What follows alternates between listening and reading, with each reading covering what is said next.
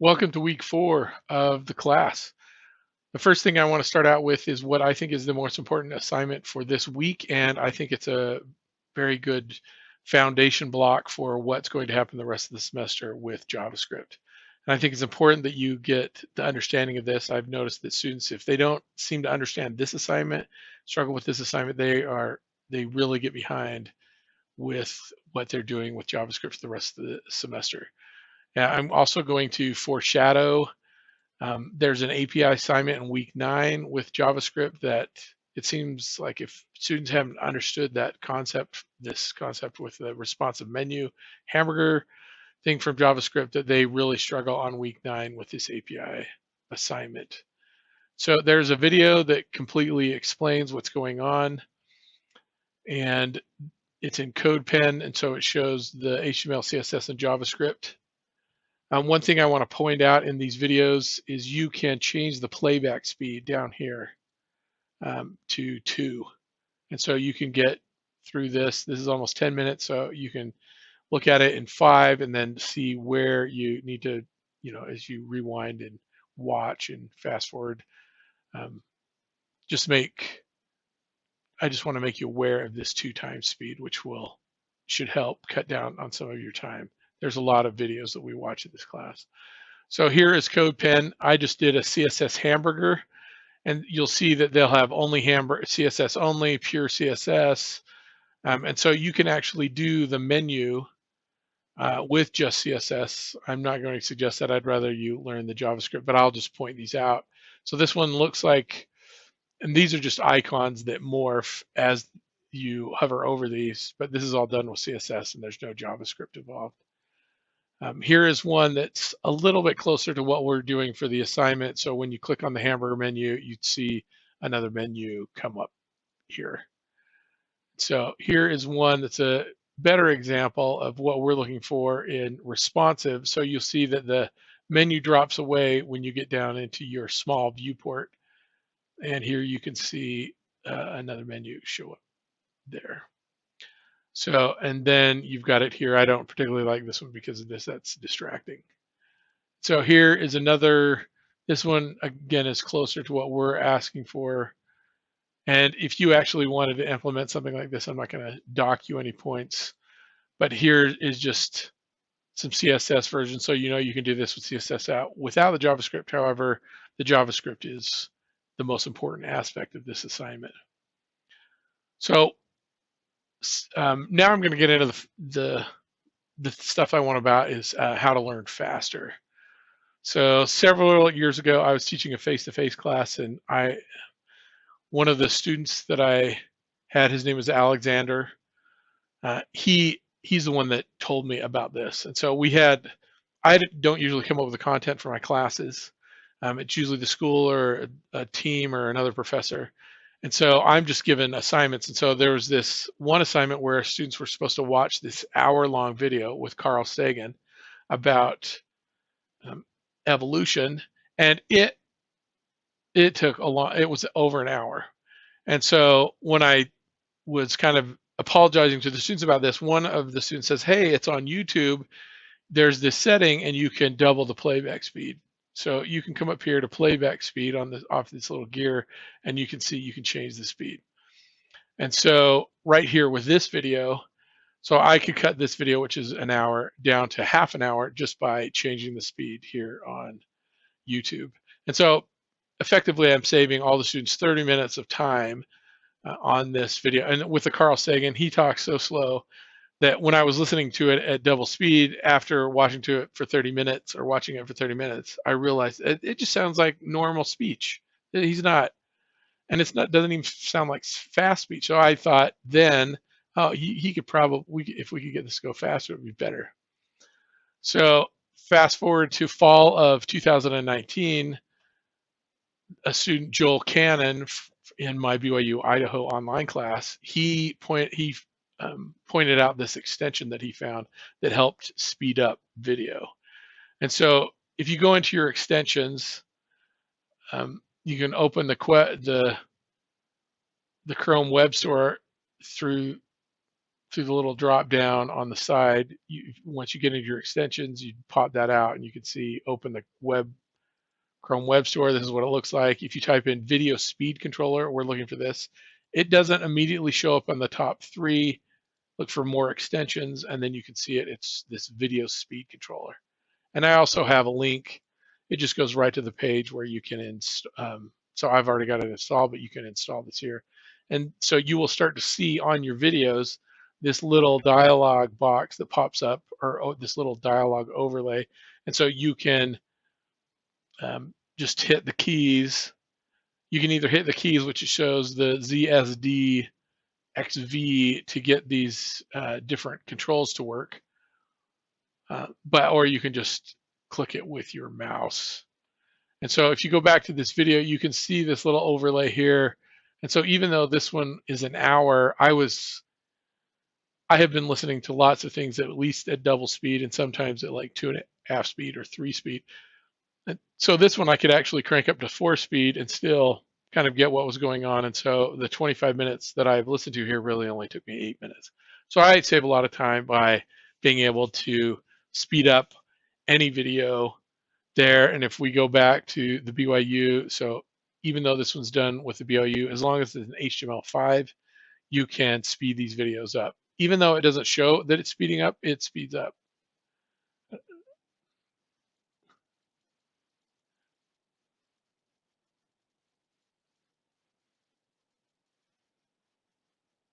So you can see, you can get that video, even though it's not showing faster than 1 speed. And I actually have it up to 2 speed here, but you can get it to go a lot faster.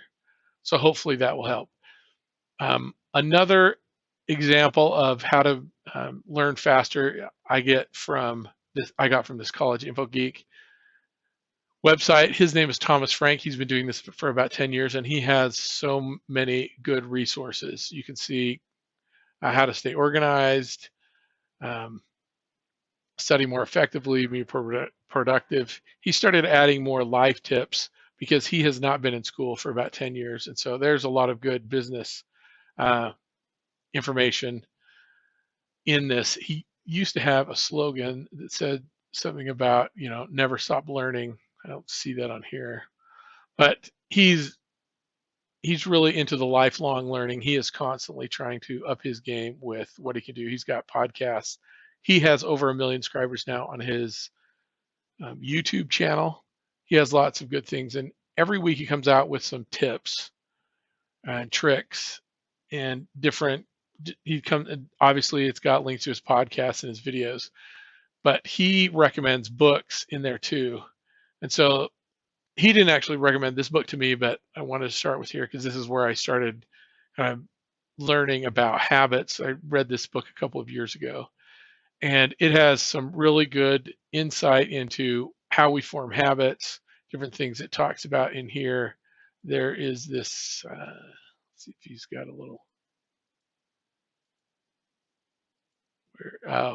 so here, if you look at this, it's cue, response, reward, that he talks about this cycle of habits. So if you understand your cues, responses, and the rewards you're looking for with these things, it really helps you understand about habits. And so I wanted to, because things that we have as habits, we just do, and we do them more quickly than we would if we had to force ourselves to do them. And a lot of what we do in life is just habit. So this really takes a look at that. So Thomas Frank recommended this book. I'm sure it was over a year ago that I saw this Atomic Habits book that he recommended. And so I've read this book several times by now. And in the last year and a half or so, I've read over 50 books. And so if people ask me what book or what books would I recommend, I always recommend this one. And when he's talking about Atomic Habits, he is tapping into the principle that as a member of the Church of Jesus Christ of Latter-day Saints, we know from the scripture, from small and simple things, do great things come to pass. And so with Atomic Habits, this is what he's talking about. Very, very small changes can bring about large effects in our life.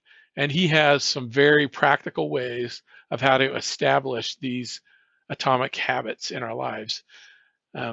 And so I would recommend this book. This will help you be a better student. And then a couple of months ago, Thomas Frank recommended this Ultra Learning book. And I started to look into it a little bit. And luckily for me, before the COVID virus hit, I checked it out from the library. And now that the library's all closed, they just keep extending that to me. And so I've had this book for quite a while. So one of the things that I would like to, the reason I bring up the Atomic Habits, because Scott Young, who wrote this book, and the Atomic Habits guy are friends, and they became friends somewhere in 2013, and they were both kind of finishing or had just recently finished college.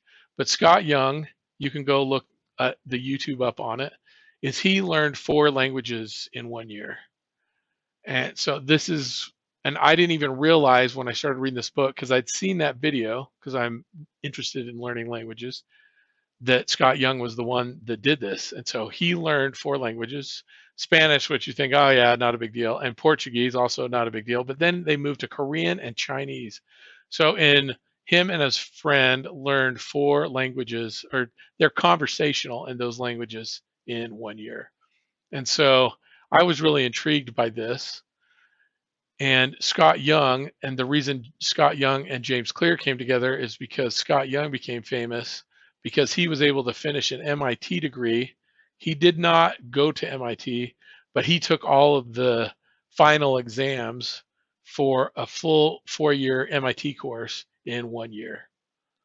And so this is something that is compelling to me because as a web student, I realize that I have to learn new things all the time. And so this is, I think, a very good template for how to learn things faster. He's got some, once again, this is a lot more in depth than the Atomic Habits book, but I think he has some real strategies on how to learn more quickly. And as a web design or web developer, you are going to have to learn new stuff really quickly. And so I suggest taking a look at this book. This could help. This could possibly help with this class, but it's if you get the audiobook version of this and you listen to it for 45 minutes a day, it will probably take you a week to get through if you have that kind of time.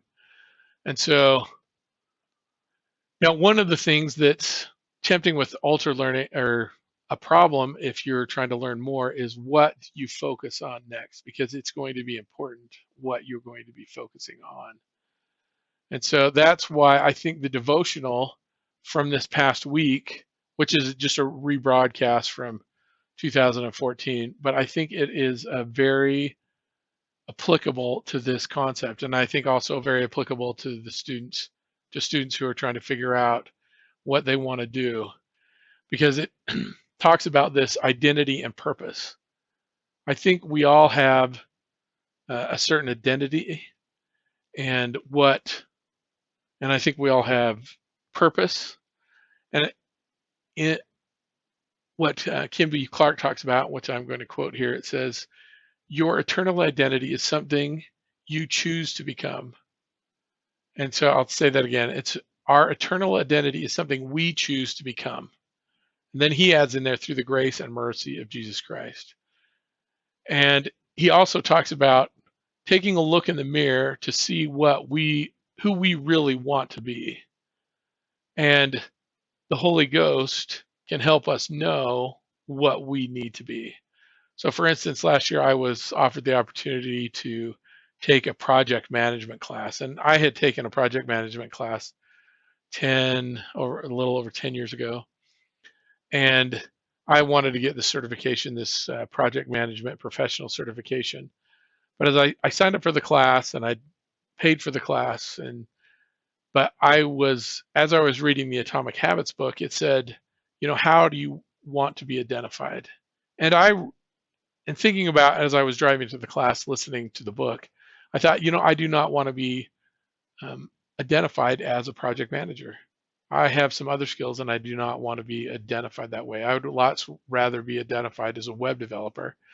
And so I thought to myself, I really probably shouldn't be taking this class. I did take the class.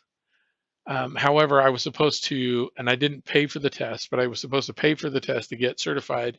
And then I just realized after several months that really my heart wasn't in it, and I didn't really want to get the certification.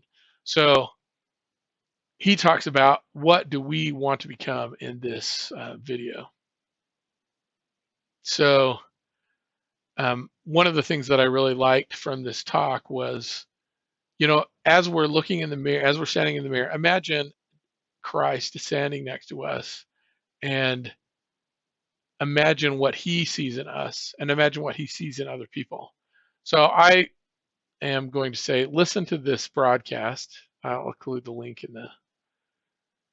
but listen to this broadcast, and also as you're trying to figure out what you need to learn, figure out whether this class is really part of what you want to be identified as. And if you want this to be your eternal identity as part of a technology structure in your life. So reach out to me if you have questions or concerns. Look forward to moving on this semester.